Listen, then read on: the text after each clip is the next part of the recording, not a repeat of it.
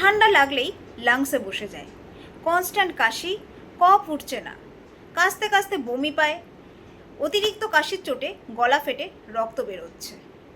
বহু বছর ধরেই ঠান্ডা লাগলেই আপনার এই সমস্যা। প্রত্যেক মাসে প্রায় 5 থেকে 7 দিন এই সমস্যা নিয়ে ভোগেন। উপরন্তু প্রত্যেকটা দিন ঘুম থেকে ওঠার পরেই আপনার গলা দিয়ে প্রচুর কফ বেরোয়। সেটা অনেক সময় রঙটা দেখা যায় গাঢ় হলুদ বা একটা কালচে ভাব, সঙ্গে একটা বাজে দুর্গন্ধ।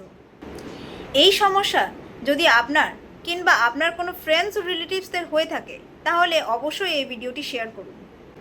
সারার উপায় আছে, কোনো রকম অ্যান্টিবায়োটিকের সাইড এফেক্ট ছাড়াই, যেটা কিনা রোগের থেকেও আরও বেশি সমস্যা তৈরি করে। উপরন্তু কনস্ট্যান্ট মাইক্রোবিয়াল রেজিস্ট্যান্সের জন্য আপনাকে কনস্ট্যান্টলি হায়ার ডোজে ওষুধের উপরে ভরসা করতে হবে না। কিভাবে সম্ভব? সেটা প্রপার ক্লাসিক্যাল হোমিওপ্যাথি ট্রিটমেন্ট দ্বারা অবশ্যই সম্ভব।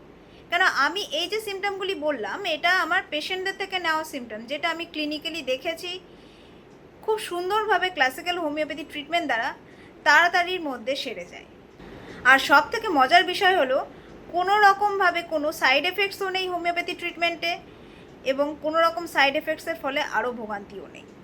আপনার স্বাস্থ্যকে যদি আপনি মূল্যবান মনে করেন বা আপনার ফ্রেন্ডস রিলেটিভসদের স্বাস্থ্য যদি আপনি মূল্যবান মনে করেন, তাহলে আজই শুরু করুন চেষ্টা করতে, আজই স্টেপ নিন।